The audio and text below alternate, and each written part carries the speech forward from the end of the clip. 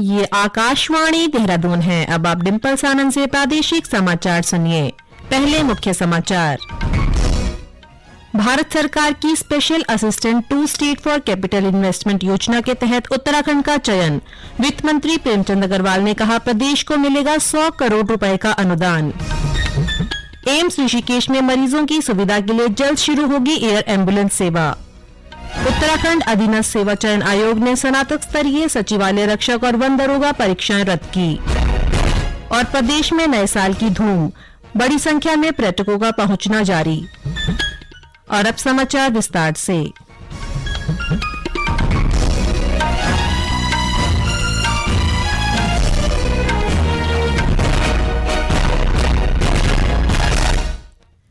वित्त मंत्री प्रेमचंद अग्रवाल ने कहा है कि भारत सरकार की special assistant to state for capital investment योजना के तहत उत्तराखंड का चयन किया गया है।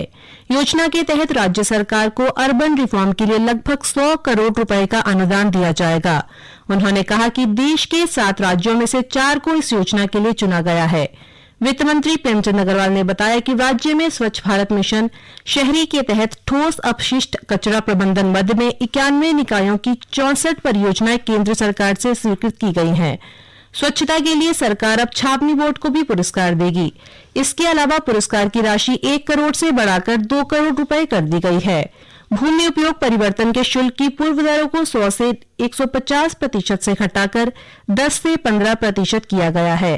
साथ ही सभी नगर निकायों के मास्टर प्लान बनाए जाने की प्रक्रिया प्रारंभ कर दी गई है। उन्होंने बताया कि नए शहरों की स्थापना के लिए मुख्य सचिव की अध्यक्षता में टास्क फोर्स का गठन किया गया है। एम्स ऋषिकेश में प्रदेश के मरीजों को तत्काल इलाज की सुविधा उपलब्ध कराने के लिए निःशुल्क हेली सेवा मार्च महीने से शुरू होने जा रही है। एम्स की कार्यकारी निदेशक प्रोफेसर मीनू सिंह ने बताया कि नागरिक उड्डयन मंत्रालय की ओर से फरवरी में एम्स को एक हेलीकॉप्टर उपलब्ध करा दिया जाएगा। हर महीने 45 मरीजों को इस सेवा का लाभ देने का लक्ष्य निर्धारित किया गया है। उन्होंने बताया कि इस वर्ष 20 सितंबर को दिल्ली में ऑल इंडिया मैनेजमेंट एसोसिएशन के राष्ट्रीय सम्मेलन में केंद्रीय नागरिक उड्डयन मंत्री ज्योतिरादित्य सिंधिया ने घोषणा की थी कि हम शीघ्र ही ऋषिकेश एम्स में हेली एम्बुलेंस सेवा शुरू करने जा रहे हैं। बता दें कि एम्स ऋषिकेश में करीब 2 वर्ष पूर्व हेलीपैड का निर्माण कर दिया गया था। आपात स्थिति में उत्तराखंड के पर्वतीय क्षेत्र से गंभीर मरीजों को एम्स लाया जाता है। अब एम्स ऋषिकेश पहला ऐसा संस्थान बनने जा रहा है जो हेली एम्बुलेंस सेवाओं को संचालित करेगा। हेली एम्बुलेंस के लिए मंत्रालय की ओर से अधिकृत एजेंसी तकनीकी स्टाफ उपलब्ध कराएगी, जबकि एम्स ऋषिकेश की ओर से चिकित्सक, नर्सिंग ऑफिसर व अन्य स्टाफ की व्यवस्था की जाएगी। केंद्र सरकार ने स्वदेश दर्शन योजना के तहत पिथौरागढ़ और चंपावत जिले में पर्यटन सुविधाएं विकसित करने के लिए 140 करोड़ रुपए की धनराशि स्वीकृत की है।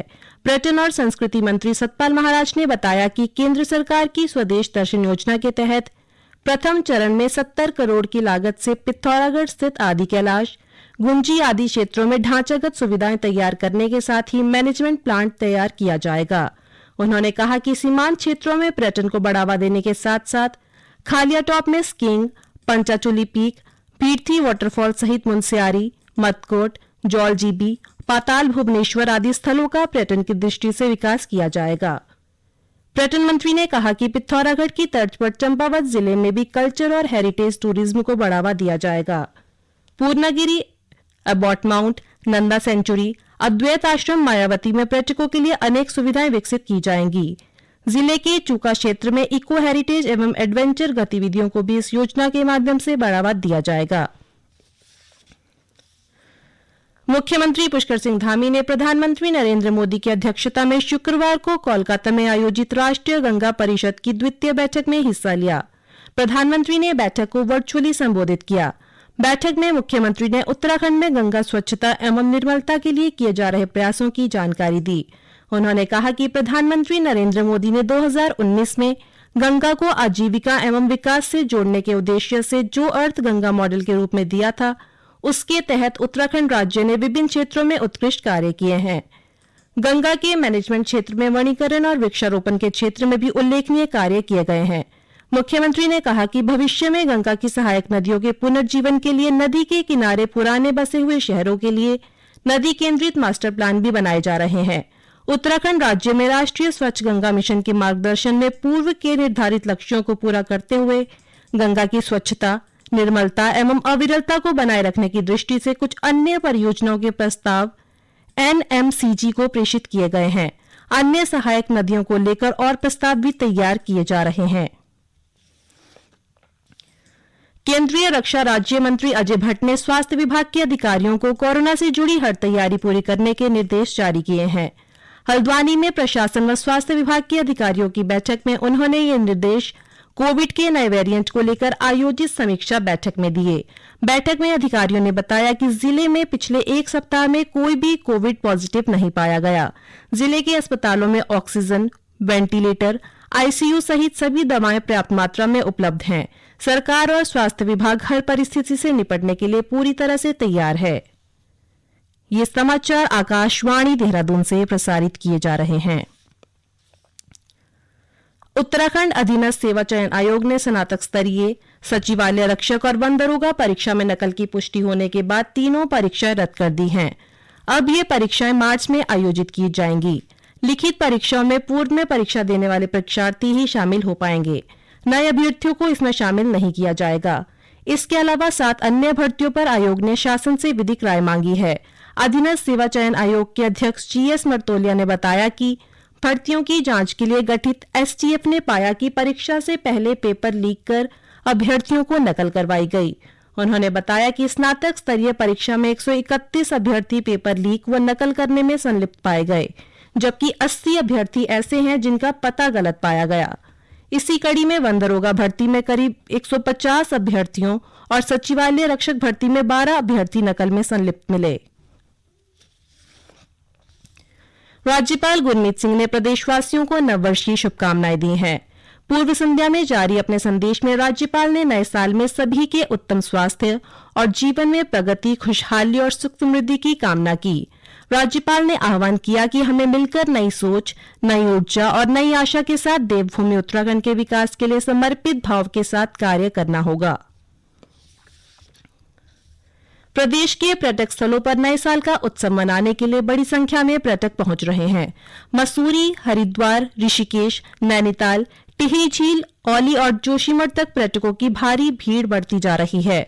पुलिस द्वारा दूसरे राज्यों से आने वाले पर्यटकों की सुविधा के लिए सोशल मीडिया के माध्यम से पर्यटकों को रूट और अन्य व्यवस्थाओं की जानकारी भी दी जा रही है। पुलिस महानिदेशक अशोक कुमार ने बताया कि मसूरी और नैनीताल जाने वाले पर्यटकों के लिए होटल की बुकिंग जरूरी है। बिना होटल की बुकिंग के पर्यटकों को वहां जाने की अनुमति नहीं दी जाएगी। राज्य के सभी बॉर्डर चौकियों पर वाहनों की जांच के बाद ही प्रवेश दिया जाएगा। वाहनों की पार्किंग की व्यवस्था से लेकर आने जाने के रूट भी तय किए गए हैं। उन्होंने कहा कि पर्यटकों को किसी भी तरह की असुविधा न हो, इसका पूरा ध्यान रखा गया है। श्री कुमार ने कहा कि गंदगी फैलाने वालों और हुड़दंग मचाने वालों के खिलाफ कार्रवाई की जाएगी। इस बार पर्यटकों की सुविधा के लिए होटल और रेस्तरां को 2 जनवरी तक 24 घंटे खोलने की अनुमति दी गई है, लेकिन रात 10 बजे बाद DJ पर पाबंदी रहेगी। वहीं अल्मोड़ा जिले के प्रसिद्ध पर्यटन स्थल कसार देवी, बिनसर और अन्य स्थानीय पर्यटन स्थलों में बड़ी संख्या में पर्यटक पहुंच रहे हैं। केंद्र सरकार ने चालू वित्त वर्ष की चौथी तिमाही में छोटी बचत योजनाओं पर मिलने वाली ब्याज की दर में वृद्धि की है। बढ़ी हुई ब्याज दरें 1 जनवरी से लागू होंगी। 5 वर्ष की राष्ट्रीय बचत योजना में ब्याज दर 6.8% से बढ़ाकर 7% कर दिया गया है। वरिष्ठ नागरिक बचत योजना की ब्याज दर 7.6% से 8% हो गई है। मासिक आय बचत खाते में ब्याज दर 6.7% से बढ़ाकर 7.1% हो गई है। किसान विकास पत्र में ब्याज दर 7.2% होगी और यह 120 महीनों में परिपक्व होगा। 1 वर्ष की अवधि वाली लघु बचत जमा पर ब्याज दर 5.5% से बढ़कर 7.6% हो गई है। PPF, सुकन्या समृद्धि योजना और बचत जमा पर ब्याज दर में कोई परिवर्तन नहीं हुआ है। चमोली के जिलाधिकारी हिमांशु खुराना ने वर्ष 2023 में आयोजित होने वाले तहसील दिवसों को रोस्टर जारी कर दिया है। रोस्टर के अनुसार 3 जनवरी को पहला तहसील दिवस थराली तहसील में और 19 दिसंबर को अंतिम तहसील दिवस आदि बद्री में आयोजित किया जाएगा। जिलाधिकारी ने अधिकारियों को निर्देश दिए हैं कि तहसील दिवसों में उपस्थित रहकर जन समस्याओं का निराकरण करें। और अंत में मुख्य समाचार एक बार फिर।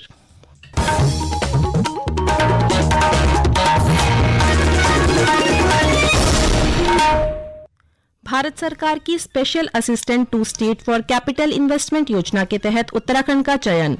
वित्त मंत्री प्रेमचंद अग्रवाल ने कहा, प्रदेश को मिलेगा 100 करोड़ रुपए का अनुदान।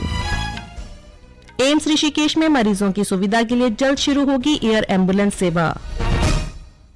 उत्तराखंड अधीनस्थ सेवा चयन आयोग ने स्नातक स्तरीय सचिवालय रक्षक और वन दरोगा परीक्षाएं रद्द की। और प्रदेश में नए साल की धूम, बड़ी संख्या में पर्यटकों का पहुंचना जारी। इसी के साथ प्रादेशिक समाचार समाप्त हुए। नमस्कार।